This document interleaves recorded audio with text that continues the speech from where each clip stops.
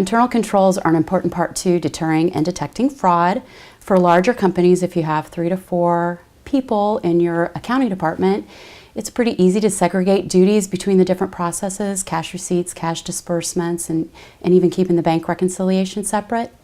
But when you're a smaller company and you don't have that many people, it becomes a little harder. And so usually the owner or members of management need to get involved, and a lot of times we refer to those as compensating controls.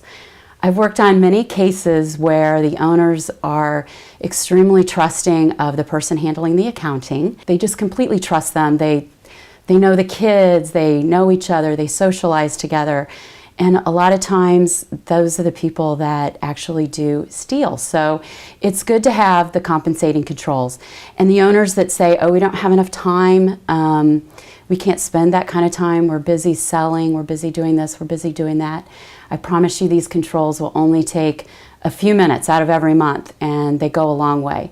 So the first one is bank statements. If you can get the unopened bank statement sent directly to the owner or a member of management, and that person can take that bank statement and look at it.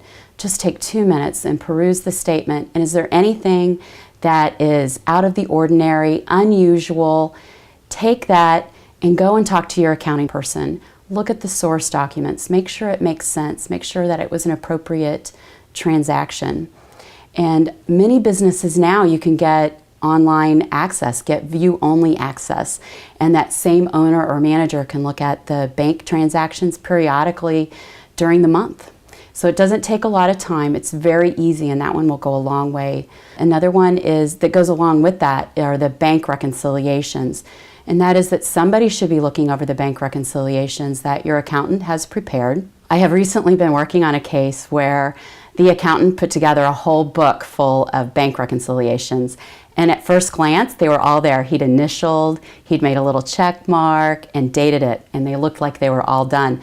But when you looked at the reconciliation, it was not a true reconciliation. It was simply a roll forward of balances. So when you're looking at your bank reconciliation, it should start with the bank balance, taking into consideration any outstanding checks, outstanding deposits, other transfers, and actually coming down to the book balance. That's what you're looking for. And if there's anything unusual or that you're not sure of, again, go back to the accountant and ask for the source documents. Make sure that you understand these transactions and what's happening in your business. Something that all businesses should consider in today's world, password protection. Make sure that you're using appropriate passwords.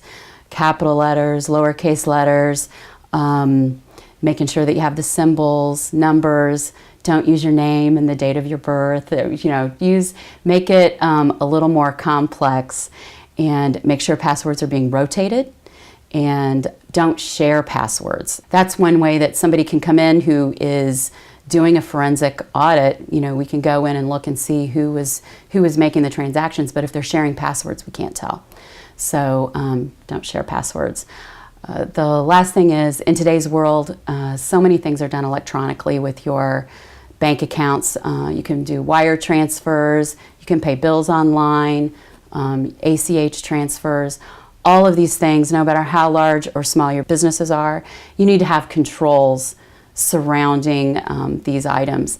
And something that you can do as well, when you look at your bank statement, and if you're doing a lot of ACH transfers, they're usually a lump sum on your bank statements, but you can go back to your bank and get the detail if you have any suspicions. So I encourage you to do that and to take a close look at your financial information every month. It will go a long ways towards deterring fraud.